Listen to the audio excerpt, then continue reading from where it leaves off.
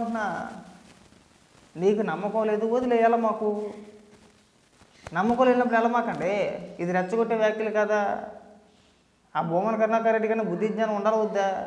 ఏమయ్యా నీకు కూడా ఉండాలి వద్దా? అంటే నువ్వు బహిరంగంగా ఒక ప్రెస్ మీట్ పెట్టి మేము డిక్లరేషన్ ఇవ్వము, చంద్రబాబు నాయుడు గారు చెప్తే మేము ఇవ్వాలా, మా ఇష్టం, ఎవడాపుతారో చూస్తామంటే భక్తుల మనోభావాలు దెబ్బతినవండి, భక్తులను రెచ్చగొట్టినట్టు కాదా? అంటే ఏంటి, రేపు పొద్దుట ఏదో ఒకటి చేసి మొత్తానికి పెద్ద పెంట చేయాలని చెప్పేసి ఆలోచన విధానమే కదా.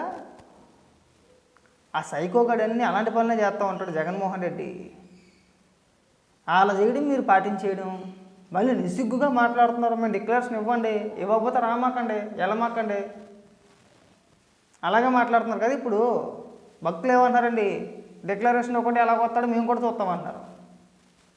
మీరు ఏదైతే అంటున్నారో ఎవడాపుతాడో మేము చూస్తామని చెప్పేసి అని మాట్లాడుతున్నారు కదా. భక్తులు కూడా అంటున్నారు డిక్లరేషన్ ఇవ్వకుంటే ఎలా కొండెక్కుతాడో మేము కూడా చూస్తామని. ఈ రెచ్చగొట్టే వ్యాఖ్యలు తగ్గించుకోండి సార్. మాట్లాడితే మన పేటీఎంకి ఒకళ్ళు జగన్మోహన్ రెడ్డి హిందువే, గతంలో ఎప్పుడో డిక్లరేషన్ ఇచ్చేసాడు, సంతకం పెట్టేసాడు అని చెప్పేసి అని మాట్లాడుతున్నారు కదా. గతంలో సంతకం పెట్టిన వ్యక్తి ఇప్పుడు పెట్టడానికి నొప్పి ఏంటి అని అడుగుతున్నాం మేము. ఇలా గతంలో కూడా సంతకాలు పెట్టలా. రాజశేఖర రెడ్డి గారు హయాంలో పెట్టారు, ఆయన ఉన్నప్పుడు కుటుంబ సభ్యులతో కలిసి వెళ్ళారు. రాజశేఖర రెడ్డి కూడా డిక్లరేషన్ పైన సంతకం పెట్టలేదు. వీళ్ళ కుటుంబం మొత్తం ఎప్పుడైనా కలిసి వెళ్ళింది. పైకి ఏదో డ్రామా యాక్టింగ్ అంతే, ఓట్ల కోసం రాజకీయం అంతే. నిజంగా జగన్మోహన్ రెడ్డికి ఏమాత్రం సిగ్గు సెరవు ఉన్నా రేపు డిక్లరేషన్ పైన సంతకం పెట్టి నువ్వు కొండెక్కు, లేదంటే నేను నిన్ను వదలరు అసలు. అక్కడ చెప్పులతో కొడతారు, కోడికి నువ్వు ఇందాక అన్నావు కదా. ఆ ప్లానే ఈ రెచ్చగొట్టే వ్యాఖ్యలు చేసి వాళ్ళ మనుషులు చేతే జగన్మోహన్ రెడ్డి పైన జగన్ రెడ్డే దాడి చేయించుకుంటాడు రేపు పొద్దుట. ఇది పక్కా 100% ఇదే నిజం. ఏదో ఒక రకంగా రెచ్చగొట్టాలి అనే చూస్తున్నారు వీళ్ళు. జగన్మోహన్ రెడ్డి సంగతి ముందు తెలిసే ఆల్రెడీ ప్రభుత్వం ఒక నిర్ణయం తీసుకుంది, పోలీస్ యాక్ట్ 13 తీసుకొచ్చింది. సో ఎవడో అలారాలు చేయడానికి లేదు, ర్యాలీలు చేయడానికి లేదు, ముందస్తు అనుమతి తీసుకోవాల్సిందే. సో ఇలా ముఖం మీద కొట్టినట్టు అయిపోయింది, చెప్పించి కొట్టినట్టు అయిపోయింది. ఇప్పుడు ఏం చేయాలో తెలియక జగన్మోహన్ రెడ్డి ఒక మాస్టర్ ప్లాన్ వేసాడు. నువ్వు అర్జెంటుగా ప్రెస్ మీట్ పెట్టే భూమన కరుణాకర్ రెడ్డి, ప్రెస్ మీట్ పెట్టి మేము డిక్లరేషన్ ఇవ్వం, మమ్మల్ని ఎవడాపుతాడో మేము చూస్తాం అని చెప్పేసి అని రెచ్చగొట్టే వ్యాఖ్యలు నువ్వు చేసే వాళ్ళు రెచ్చిపోతారో తర్వాత జరుగుతుందని ఒక ప్లాన్ అన్నమాట. ఏమి నొప్పియా డిక్లరేషన్ ఇస్తానికి? ఏమి నొప్పి? సంతకం పెట్టాలని నొప్పి ఏంటి? నాకు దేవుడి పైన నమ్మకం ఉంది, నేను నమ్ముతున్నాను అని చెప్పేసి ఒకసారి సంతకం పడేస్తానికి ఏమైందంటున్నా ఇక్కడ. ప్యానం పోయినా సంతకం పెట్టడం. ఎందుకంటే వీళ్ళకి దేవుళ్ళ పైన నమ్మకాలు ఉండవు, హిందూ మతం పైన నమ్మకాలు ఉండవు, ఓట్లు మాత్రం కావాలి. ఏమండి అంతేనా? సిగ్గు లేకుండా వచ్చి ఎవడాపుతారో చూస్తారా? ఈ రెచ్చగొట్టే వ్యాఖ్యలు కాదండి. అవునా, రెచ్చగొట్టే వ్యాఖ్యలేనా? పైగా ఆయన మాజీ టీటీడీ చైర్మను. సిగ్గుపడాను కొద్దిగా. మేము నిజంగా చెప్తున్నాం కదా, రేపు పొద్దుడు జగన్మోహన్ రెడ్డి డిక్లరేషన్ పైన సంతకం పెట్టే పైకి వెళ్ళాలి. ఇది నేను చెప్పే మాట కాదు. భూమన కరుణాకర్ రెడ్డి మాట్లాడిన మాటలకి అక్కడ భక్తులు మాట్లాడుతున్న మాటలో ఆల్రెడీ వీడియోలు చూస్తున్నారో లేదో, మీడియాలో అప్పుడే భూమన కరుణాకర్ రెడ్డి మాట్లాడిన మాటలో పెద్ద దుమారం అవుతున్నాయి. ఆల్రెడీ మాట్లాడాల్సిన వాళ్ళు మాట్లాడుతున్నారు. ఈయన ఎలాగైతే కూర్చొని పెద్ద పోటుగాళ్ళలాగా మాట్లాడాడో ఎవడాపుతాడో చూస్తామని చెప్పేసి వాళ్ళు కూడా అదే అంటారు.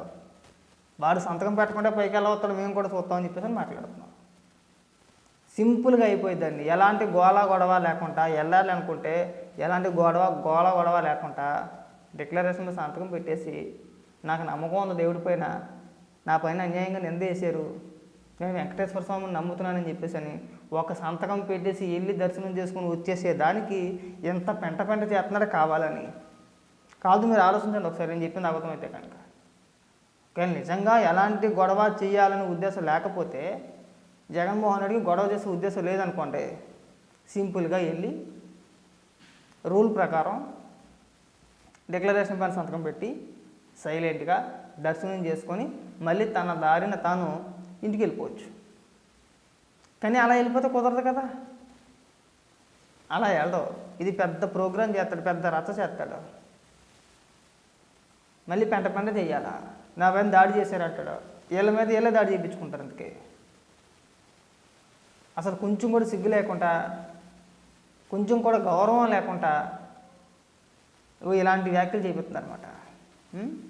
ఈ బొమ్మన కరుణాకర్ రెడ్డి ఒక అన్యమతస్తుడు, సుబ్బారెడ్డి అన్యమతస్తుడు, జగన్మోహన్ రెడ్డి, వీళ్ళంతా కలిసి తిరుమల తిరుపతి దేవస్థానాన్ని దోచుకున్నారు. ఇవాళ డిక్లరేషన్ ఇస్తానని నొప్పి ఏంటి అని అడుగుతున్నామండి. జగన్మోహన్ రెడ్డి ఆస్తులు రాసిమ్మన్నట్లా, జగన్మోహన్ రెడ్డిని హిందువుగా మారిపోమని చెప్పేసి మేము అనట్లా. మా గుడికి వచ్చినప్పుడు మా దేవుడిపై నమ్మకం ఉందని చెప్పేసి డిక్లరేషన్ మీద సంతకం పెట్టేలే అంటే, నేను సంతకం పెట్టనంటాడండి. నేను సంతకం పెట్టను, ఎవడాప్తలో చూస్తానంటే రూల్ ప్రకారం ఖచ్చితంగా నువ్వు సంతకం పెట్టే పోవాలి. రేపు నీకు కూడా సుక్కలు చూపిస్తారు.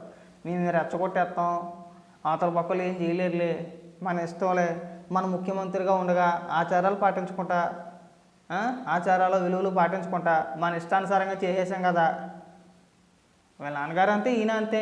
ఆయన సంతకాలు పెట్టేవాడు కాదు, డిక్లరేషన్ పైన ఆయన సంతకాలు పెట్టేవాడు కాదు. సంతకం పెట్టినట్టు ఎక్కడ చూపించాను, ఎక్కడన్నా ఉందేమో సంతకం పెట్టినట్టు.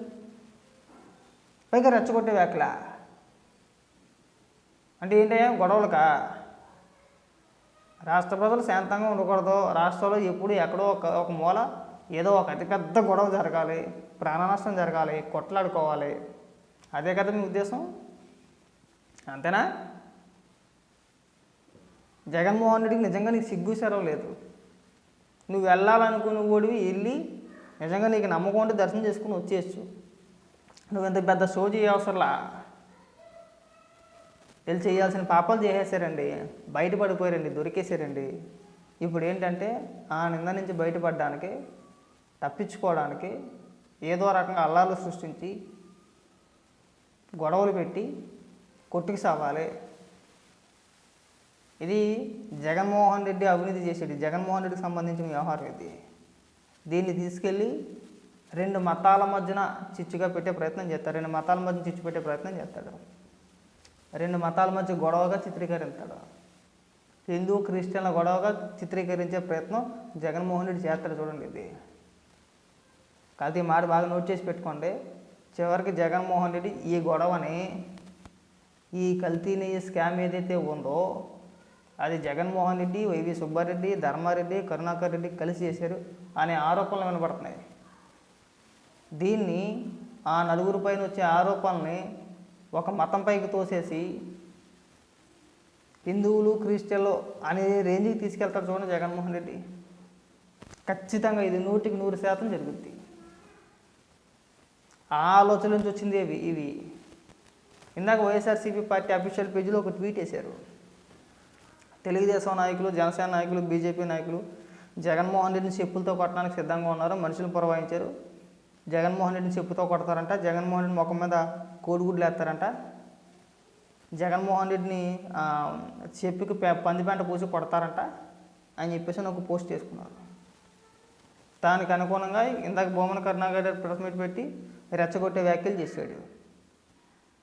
అర్థమవుతుందా మీకు?